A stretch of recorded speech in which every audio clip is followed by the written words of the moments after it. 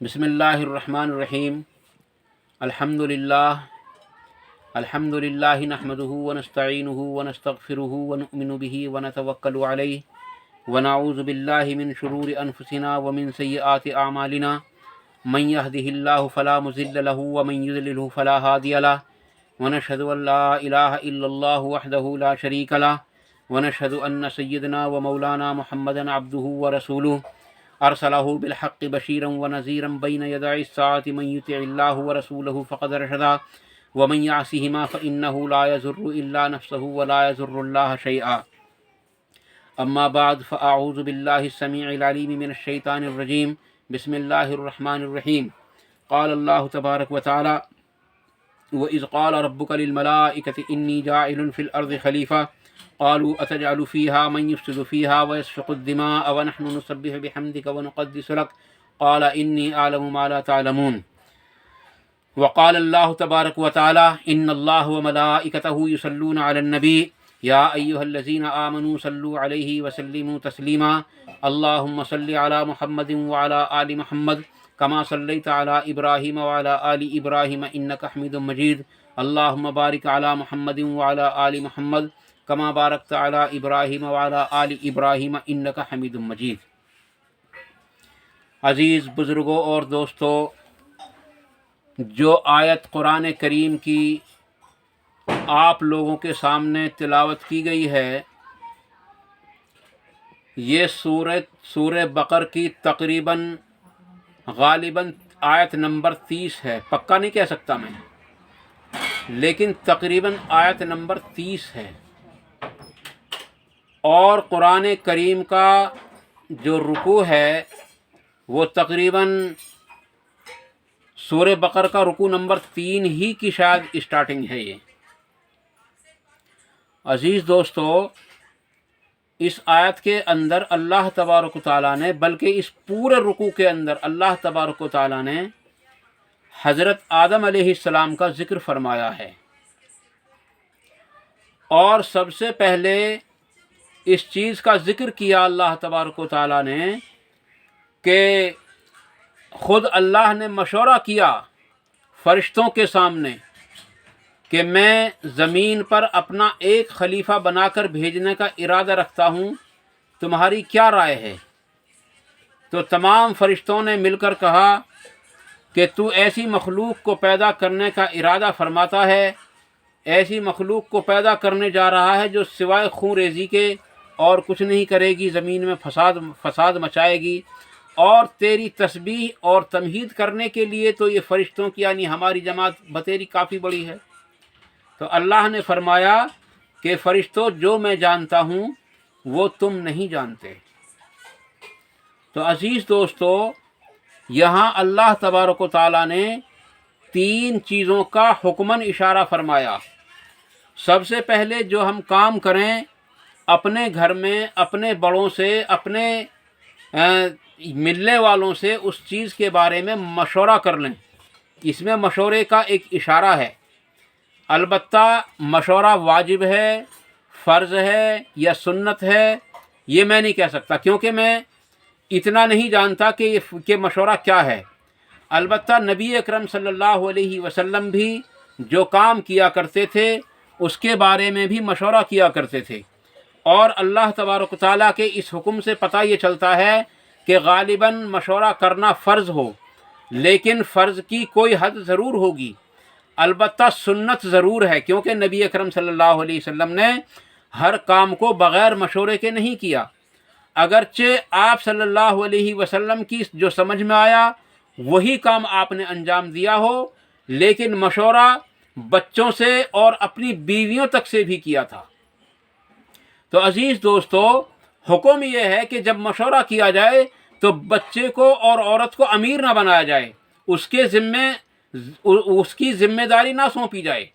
بلکہ اس کی اصل یہ ہے کہ اس سے مشورہ لے لیا جائے۔ ہو سکتا ہے کہ عورت کے ذہن میں مرد سے اچھا کوئی مشورہ آ جائے، جیسا کہ صلح حدیبیہ کے موقع پر نبی اکرم صلی اللہ علیہ وسلم نے حکم دیا تھا کہ احرام کھول دو اور قربانیاں کرو، لیکن صحابہ کرام رضی اللہ تعالی عنہ اجمعین اس فیصلے سے ناراض تھے جو صلح حدیبیہ میں کیا گیا تھا۔ اس کی تفصیل اگر آپ چاہیں گے تو انشاءاللہ آپ کے سامنے ہم لا کر پیش کریں گے کسی بھی طریقے سے۔ تو عزیز دوستو، پھر آپ نے اپنی بیوی ام سلمہ سے مشورہ کیا، اور ام سلمہ نے جو مشورہ دیا تھا وہ یہ دیا تھا کہ آپ کسی سے کچھ نہ کہیں، بلکہ آپ خود نکل کر قربانی کریں۔ چنانچہ آپ نے قربانی کی اور تمام لوگ قربانی کرنے پر ٹوٹ پڑے، تمام صحابہ کرام نے قربانی پیش کر دی۔ تو عزیز دوستو، کبھی کبھی مشورہ لینے میں کوئی مذائقہ نہیں، ہو سکتا کہ اس کی سمجھ میں جو بات آ رہی ہے ہماری سمجھ میں نہ آ رہی ہو، اس لیے کبھی کبھی ان کی بات کو مان لینا بھی چاہیے، لیکن ان کی بات کو زیادہ پانی نہ دیا جائے، بلکہ مرد جو فیصلہ کرے وہ زیادہ بہتر اور زیادہ مؤثر ہوتا ہے۔ تو عزیز دوستو، ایک بات کا تو یہ پتہ چلا کہ جو بھی ہم کام کریں اس کے لیے مشورہ کر لیں۔ پھر دوسری بات یہ کہ مشورہ دینے والے کو بھی اختیار ہے، جو اس کے ذہن میں پھٹ بیٹھے بات وہ مشورہ دے، کیونکہ مشورہ جو ہوتا ہے یہ ایک مشورہ کرنے والی ایک امانت ہے۔ اس میں جب کوئی کسی سے مشورہ کرے تو اپنا اور اپنے بھائیوں کا نفع دیکھ کر مشورہ دے کہ اس میں میرے بھائی کو اتنا نفع ہوگا، اس طریقے سے اگر ہم کام کریں گے تو زیادہ نفع ہوگا۔ اور اگر کسی کی بات مان لی جائے تو اس پر خوش نہ ہو، بلکہ اللہ تبارک و تعالیٰ سے دعا کرے کہ یا اللہ، میں نے مشورہ دیا، میری بات مانی گئی، اس میں تو خیر رکھنا۔ اور اگر کسی کی بات نہ مانی جائے تو اس پر راضی رہے، کیونکہ پتہ نہیں اگر میری بات مانی جاتی تو اس کے اندر کتنا بڑا شر پیدا ہو جاتا۔ تو یہ دو بات معلوم ہوگی۔ تیسری بات، علم غیب کا پتہ چل گیا ہم کو اسی ایک آیت کے اندر اللہ تبارک و تعالیٰ نے اس بات کو بھی صاف کر دیا کہ فرشتوں، جو میں جانتا ہوں وہ تم نہیں جانتے۔ قال انی اعلم ما لا تعلمون، یعنی کہا کہ جو میں جانتا ہوں وہ تم نہیں جانتے۔ تو پتہ یہ چلا کہ اللہ تبارک و تعالیٰ ہی کے پاس غیب کی کنجیاں ہیں، کوئی اس کے سوا نہیں جانتا کہ غیب کے اندر اللہ تبارک و تعالیٰ نے کیا رکھ رکھا ہے۔ یہاں تک کہ فرشتوں کو پتہ نہیں، انبیاء کو پتہ نہیں، بلکہ قرآن کریم کے اندر مجھے آیت رکوع سورت یاد نہیں ہے، بلکہ میں نے خود پڑھا ہے کہ اللہ تبارک تعالیٰ خود کہلوا رہا ہے نبی اکرم صلی اللہ علیہ وسلم سے کہ اے محمد صلی اللہ علیہ وسلم، ان لوگوں سے کہہ دو کہ اگر میں یہ چند چیزیں جانتا تو میں اپنے لیے بہت ساری بھلائیاں اکٹھی کر لیتا۔ علم غیب ان میں سے ایک علم غیب بھی ہے۔ اس سے پتہ چلا کہ ہمارے نبی صلی اللہ علیہ وسلم کو بھی علم غیب صرف اتنا ہی تھا جتنا اللہ تبارک و تعالیٰ نے ہمارے نبی صلی اللہ علیہ وسلم کو دیا تھا۔ تو پتہ چلا عزیز دوستو کہ حضرت آدم علیہ السلام کو پیدا فرمانے سے پہلے اللہ تبارک و تعالیٰ نے فرشتوں سے مشورہ لیا، اور پھر ان سے مشورہ لے کر پھر اللہ تبارک و تعالیٰ، کیونکہ خود مختار ہے نا، اس لیے ان کے مشورے کو نہ مان کر حضرت آدم علیہ السلام کو پیدا فرمایا۔ تو عزیز دوستو، حضرت آدم علیہ السلام جب پیدا ہو گئے تو اللہ تبارک و تعالیٰ نے ان کو جنت میں ٹھکانہ بھی دیا اور فرشتوں سے سجدہ بھی کرایا، اور سوائے ایک ابلیس کے تمام تر فرشتوں نے حضرت آدم علیہ السلام کے سامنے سجدہ کیا تھا۔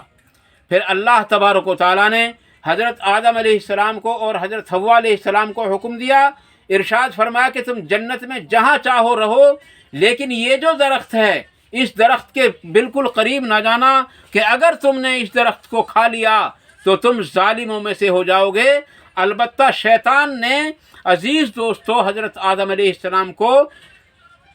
اور حضرت حوا علیہ السلام کو وہ پھل کھلا ہی دیا، اور آپ علیہ السلام زمین پر آ گئے۔ اللہ تبارک تعالیٰ نے آپ کو زمین پر اتار دیا، اور آپ روتے تھے اور برسوں روئے ہیں آپ علیہ السلام، اور حضرت حوا علیہ السلام کہیں اور حضرت آدم علیہ السلام کہیں۔ جب کئی 100 برس گزر گئے، بعض روایت میں آتا ہے کہ 300 برس تک روتے رہے، اور بعض کہتے ہیں کہ اس قدر روئے ہیں حضرت آدم علیہ السلام کہ اگر ان کے آنسوؤں کو جمع کر لیا جائے اور تمام اولاد آدم کے آنسوؤں کو جمع کر لیا جائے تو حضرت آدم علیہ السلام کے آنسو ان کی اولاد کے آنسوؤں پر بہت زیادہ بڑھ جائیں گے، لیکن اس روایت کی سند میرے پاس کوئی موجود نہیں ہے۔ عزیز دوستو، پھر حضرت آدم علیہ السلام روتے رہے اور اللہ تبارک و تعالیٰ کے سامنے گڑ گڑاتے رہے، لیکن کوئی سنوائی نہیں ہو رہی۔ ایک روز اللہ تبارک و تعالیٰ نے خود ہی ان کے دل کے اندر ایک بات ڈال دی، ایک بات ڈالی۔ وہ بات یہ ڈالی، کچھ کلمات سکھائے، کچھ باتیں بتائیں۔ وہ کلمات آپ کی زبان پر جاری ہوئے تو حضرت جبرائیل علیہ السلام فوراً تشریف لے آئے اور آپ کی توبہ کی قبولیت کی آپ کو خوشخبری سنائی۔ وہ آیت عزیز دوستو سورہ بقر کے اندر نہیں ہے، جو دعا آپ نے فرمائی تھی اس کے الفاظ کچھ اس طرح ہیں: ربنا ظلمنا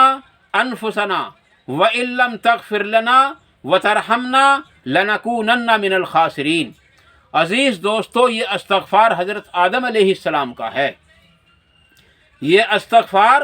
حضرت آدم علیہ السلام کا ہے، سب سے پہلا استغفار ہے۔ دنیا میں جو جتنے استغفار پڑھے گئے ہیں سب سے پہلا استغفار یہی ہے، ربنا ظلمنا انفسنا وَإِن لَّمْ تَغْفِرْ لَنَا وَتَرْحَمْنَا لَنَكُونَنَّ مِنَ الْخَاسِرِينَ۔ اور بھی بہت سارے استغفار ہیں۔ جو حضرت یونس علیہ السلام کا استغفار ہے وہ استغفار ہے لا الہ الا انت سبحانک انی کنت من الظالمین۔ اور ہمارے نبی جناب محمد الرسول اللہ کا جو استغفار ہے وہ استغفر اللہ الذی لا الہ الا هو الحی القیوم واتوب الیہ۔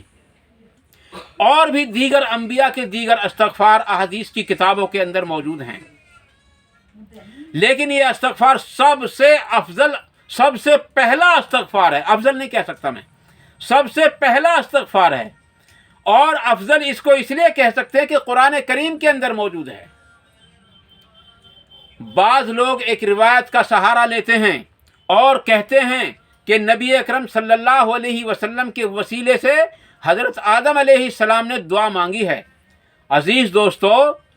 اس حدیث کا صحیح ستہ کے اندر کہیں پتہ نہیں چلتا۔ ایک بات تو یہ ہے، دوسری بات یہ ہے کہ قرآن کریم کے اندر جا بجا محمد الرسول اللہ صلی اللہ علیہ وسلم سے یہ سوال کیے گئے ہیں کہ اے محمد صلی اللہ علیہ وسلم ان سے پوچھو، ابو جہل سے، ابو لہب سے، اور بڑے بڑے جو مکے کے مشرکین مکہ تھے ان سے پوچھو کہ یہ بارش کون برساتا ہے، یہ ہوا کون چلاتا ہے، یہ آندھی کون چلاتا ہے، اور یہ جو سورج نکلتا ہے پورب سے پچھم کی طرف جاتا ہے اس کو کون چلاتا ہے۔ یہ طرح طرح کے سوالات کیے جاتے تھے تو وہ کہتے تھے کہ ان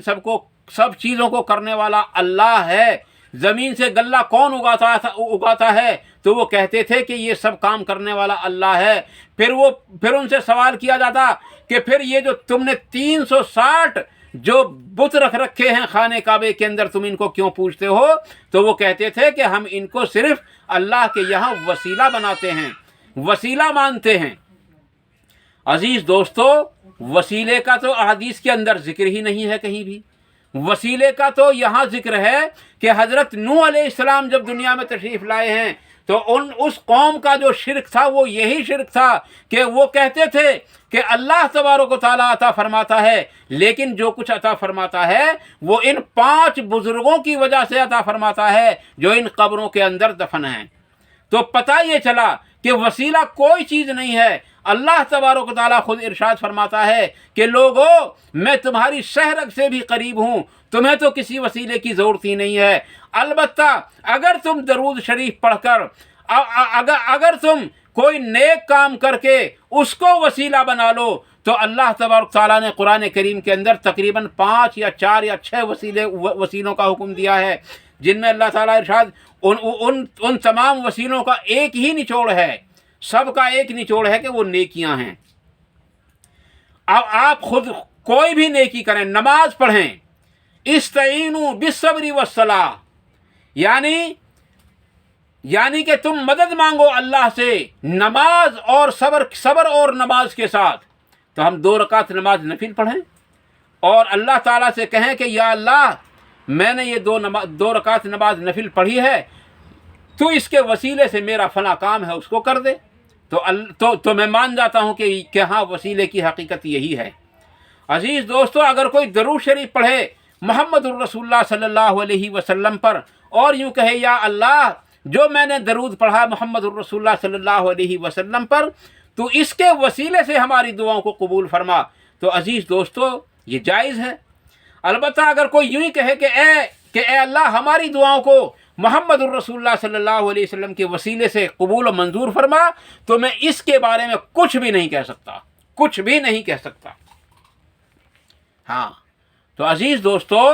پتہ یہ چلا کہ حضرت آدم علیہ السلام نے کی جو توبہ قبول ہوئی تھی وہ ان الفاظ کے ساتھ ہوئی تھی، ربنا ظلمنا انفسنا وان لم تغفر لنا وترحمنا لنکونن من الخاسرین۔ یہ الفاظ نہیں تھے، اللہ تبارک تعالیٰ نے قرآن کریم کے اندر تقریباً 4 جگہ اس چیز کا ذکر کیا ہے، اور کہیں بھی محمد الرسول اللہ صلی اللہ علیہ وسلم کے وسیلے کا ذکر نہیں فرمایا۔ اللہ تعالیٰ مجھے اور آپ کو ان مختصر سی باتوں پر عمل کرنے کی توفیق عطا فرمائے، اور اللہ تبارک تعالیٰ